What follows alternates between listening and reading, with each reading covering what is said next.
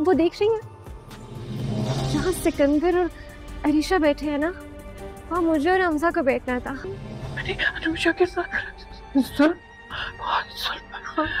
बहुत ज्यादा। बाबा, सिकंदर भाई के रूम से धुआं निकल रहा है, मेरा ख्याल है वहाँ आग लग गई है। क्या धुआं? क्या कर रहे? सब खत्म हो गया, निकल यहाँ से। हमें उसकी याद आई, मैं सब चीजों को ना आग लगा चाहती हूँ, हमें कभी उसकी याद। फिर ऐसा कुछ भी नहीं हुआ।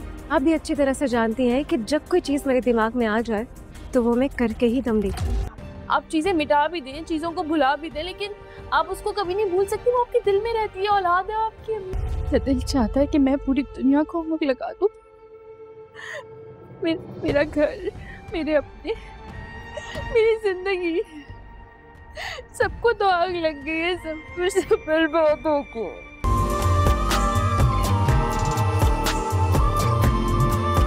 सिकंदर तो इस बात को लेकर बहुत ही ज़्यादा खुश नज़र आ रहा होता है कि आखिरकार ही उसकी शादी अरीशा के साथ होने जा रही है और उसे इस बात का अंदाज़ा ही नहीं होता उसके साथ क्या होने वाला है।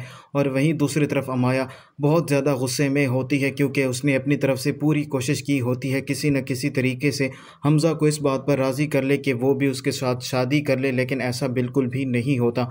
और जैसे ही सिकंदर और अरीशा स्टेज पर आकर बैठते हैं तो अमाया को बहुत ज़्यादा गुस्सा आ रहा होता है और वो अपनी माँ से यही बात कर रही होती है, आज जहाँ पर सिकंदर और अरीशा बैठे हैं यहाँ पर मुझे और हमजा को बैठना था, लेकिन ऐसा मुमकिन नहीं हुआ। आप ये बात बहुत ही अच्छे तरीके से जानती हैं, जो कुछ मैं हासिल करना चाहती हूँ अगर वो मुझे ना मिले तो मैं क्या कुछ कर देती। अमाया की माँ को इस बात का अंदाज़ा ही नहीं होता कि अमाया क्या करने वाली है। अमाया सिकंदर के कमरे में जाएगी और सिकंदर का कमरा बहुत ही खूबसूरती से सजाया गया होता है और उसे ये बात बिल्कुल भी बर्दाश्त नहीं होती, इसीलिए वो सिकंदर के कमरे को आग लगा देती है। और जैसे ही सारे लोगों को पता चलता है तो वो भागकर पहुंचते हैं और सिकंदर भी आता है।